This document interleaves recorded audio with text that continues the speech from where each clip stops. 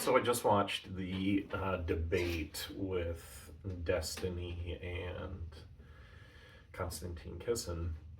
It's incredible. Like, obviously, I'm right leaning, so I'm going to be on one side of that argument for most of the stuff. But it's amazing. Like, why debate with someone that's so full of hate? So if you hate Trump, right? If you were manipulated into hating someone, not that he doesn't have negative characteristics, manipulated into hating someone just literally to get you to vote a certain way. And then once you hate, obviously they can download anything into your mind and your mind is going to make it make sense, right? I mean, you could see him working, Destiny working so hard to prove points that just don't make sense. I mean, he'll literally contradict himself in a sentence. Um,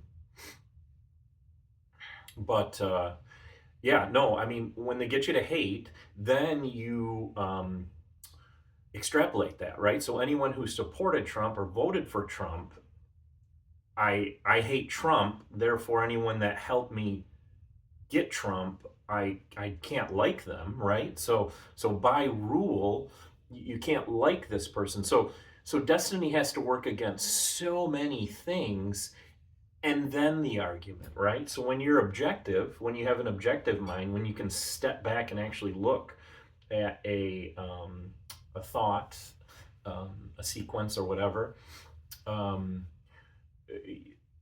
without that emotion, you necessarily will be able to think about it objectively or clearly, right?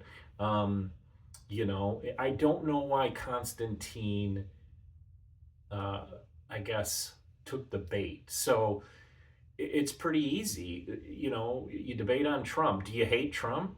Well, then you're not going to be objective. How can I debate you? You know, um, maybe if he would just quickly forgive Trump, then he could go back to hating him after the debate, right? That might be a reasonable position. And then, it could be a good faith, right? But if you're coming from a position of, I hate this man, necessarily it's a bad faith position because nothing, I mean, like, give one example of something good that he did, right? I mean, he can't have, out of the thousands of decisions he's already made, there can't possibly be no good things.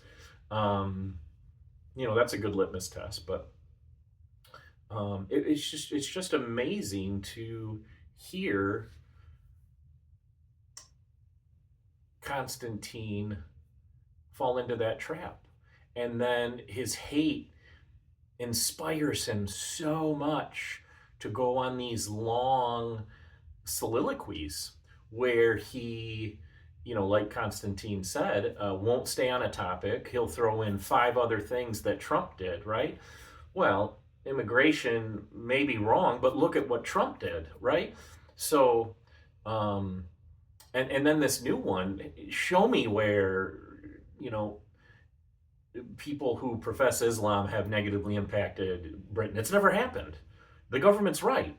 They didn't censor the press over there. I mean, the government's right. They didn't. The government didn't lie, and the press didn't lie. So, when you come from that position, you can come from the position that I didn't do anything dictatorial, not anywhere close to what Trump did. When you come from that position, you have no starting ground. That's called bad faith.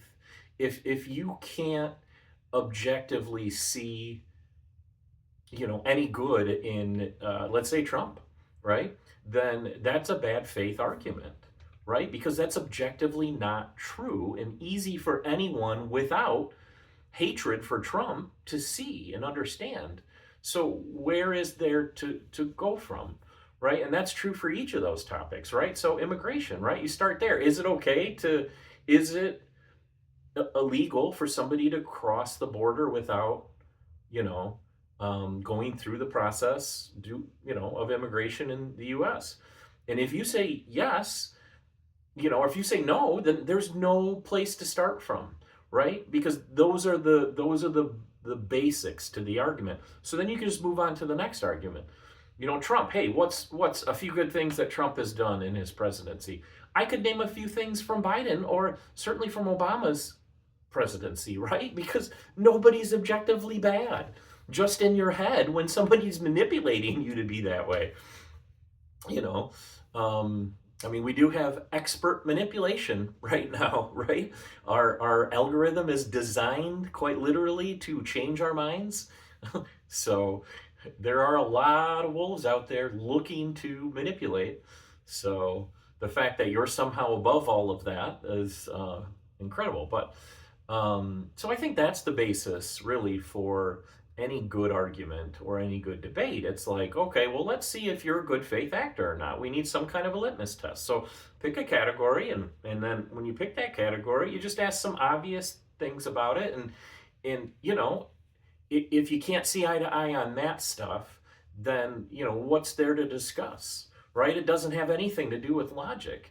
You know, it's like when I first converted to religion, I was unwilling to discuss any of it, right? Because I felt like I don't want to be contradicted. I don't want to be insecure that I'm not being a good Christian or that, you know, these things don't make sense. And I just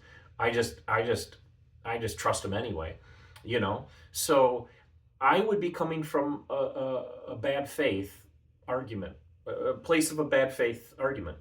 Um, so I'm not going to be very effective or useful in a debate regarding religion, or at least especially when I was younger and I first had a reversion. So yeah, super interesting. You know, and I guess, you know, what the hate does is it makes you fixate, right? So you'll take the 20 examples of Trump being, you know, horrible and just fixate on them and say, if you lose an argument over here hey, Trump was actually good when he did this. Well, so that's how bad faith works, right? Because your mind just it's dogmatic, right? The dogmatic truth, I hate Trump, he's evil, right? So when you have those dogmatic truths, and that's the foundation for your understanding of Trump, we can argue whether it's your foundation or not. It necessarily will make it a bad faith argument. And that goes with really any policy debate, any argument like that. Um, still fun to have the arguments necessarily. Really smart people filled with hate are going to win those arguments, even though they're not really logical. I mean, look at that debate. The entire first part was marked with, this kind of rhetoric, this bouncing around, this, really hate filled, like just so much condescension towards Constantine, right? So like everything is like, oh, I'm sure all of your facts are wrong. Everybody believes that you're wrong, things like that, right? And he would slip them in masterfully, might I say, high IQ stuff, subtly into just every comment.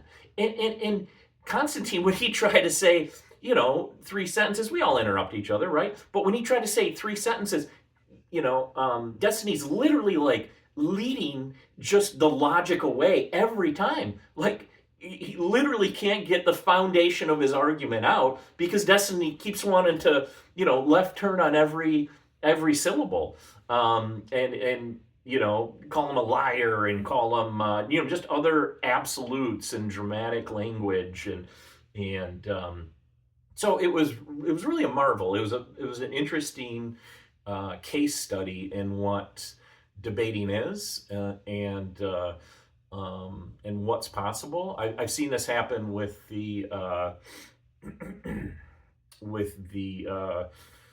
the round table, whatever that is. It's like the 25 on 1. Same thing. You'll get a lot of supercharged emotional people. Well, first of all, they had the critique of, they would throw in, these brilliant, liberal minds, and then they bring the Republican, like, actors in or something like that, as a comparison or contrast.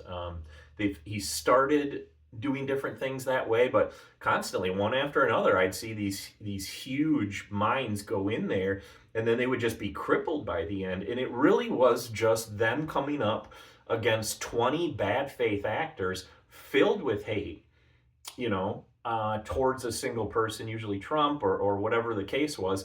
And so their logic was always based on a foundation of that hate. And again, when it's an emotional based foundation in your logic, you're just going to go any direction to placate that emotion, right? That's just how that works. That's that loss of objectivity, that inability to see reason, right? And so you deal in these absolutes, and that's how you can label entire groups of people, like Republicans, MAGA, whatever. You can label them all, group them, and then push them off to the side. You don't actually have to think about those people anymore because they belong to that box. I've been susceptible to that. There were people that I fell in love with years after they started putting out, videos or content or whatever that I fell in love with, that I had just kind of pigeonholed into a label, into a box. I'll do it to people on the left and the right, but it's very convincing. It's very convincing, and if you don't think it's possible, well, then you're just not understanding what an algorithm is, right? Because it's literally designed, the highest bidder comes in and they pay millions of dollars for this privilege to be pipelined into your home so that you can be influenced in some way. What does influence mean? They want to change your heart and your mind. They want to influence you. They want to put ideas in your head.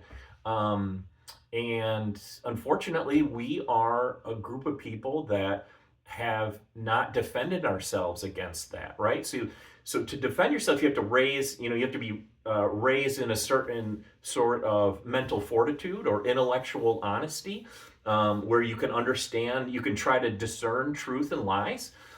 Because unfortunately, this world is full of lies. You could say they're on the left, you could say they're on the right, but the world is full of lies. And the extremes, the more extreme you get, the further away from the center you get, the more lies you get. Because people have to fit to that foundation of whatever that extremist view is, right? So that's not to say every extreme view is evil, right?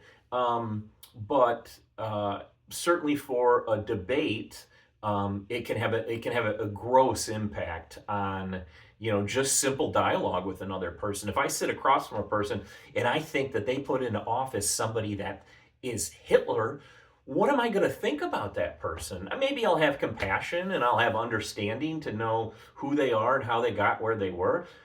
But necessarily so, I'm going to be angry. I'm going to maybe hate these people, right?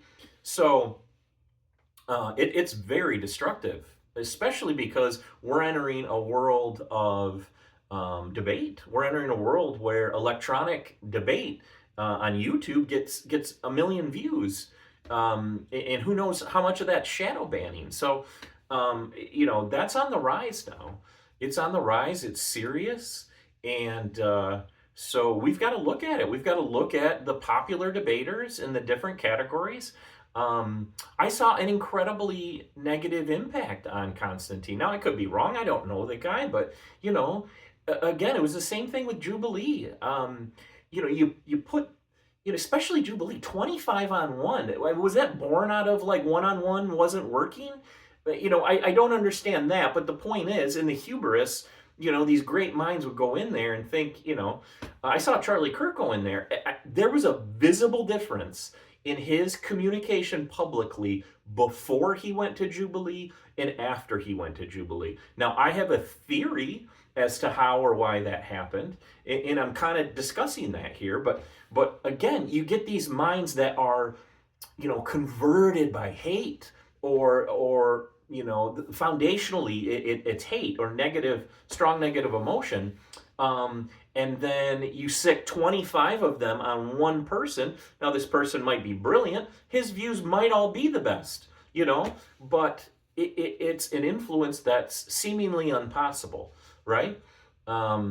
So, yeah, I personally think that, not to keep jumping around myself, but I personally think that Jubilee, although it's a interesting concept, has had a lot of destructive force on healthy debate on the internet. So hopefully we can correct that and we can have structured, real balanced debate where we understand who the bad actors are, and we can understand, hey, is most of your policy, based on not liking somebody?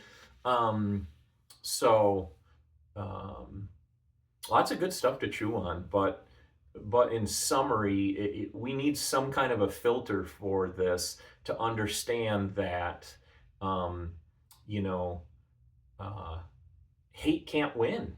It can't negatively damage our institution that we're building of public discourse, right? Because this is a very beautiful thing. I know you know that. I know you've enjoyed this. Not necessarily this, but dialogue and debate in general. So uh, we have to protect it. We have to understand what it is and understand who we can and can't, get into bed with. Not to say we should curtail who we talk to either. So I just think it's important to consider all the facts about a situation. So, and certainly this debate between those two very, very intelligent people brought this to light.